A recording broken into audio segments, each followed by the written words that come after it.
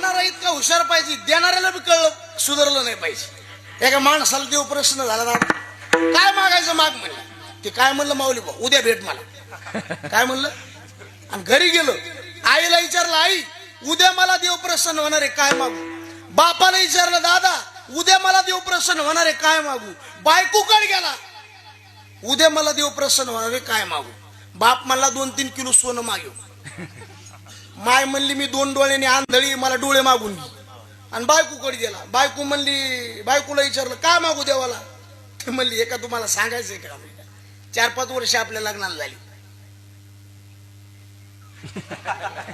Late late करून दिसलं आज आपल्याला लेकरू बाळणं एखादा अपत्य मागून घ्या. मागण्या किती झाल्या बोला जाऊ का, किती मागण्या, 3. कोणत्या कोणत्या. बापाला काय पाहिजे, सोनं. आईला काय पाहिजे, डोळे. आणि बायकोला काय पाहिजे, बघ ध्यानात धरलं महाराज. आणि गेलं महाराज, देव प्रसन्न झाला. काय मागायचं माग. हे काय म्हणलं माहिती, मागण्या किती पूर्ण करशील. देव म्हणला शहाणपणा करू नको, मागणी एकच. आणि इकडे मागण्या किती झाल्या.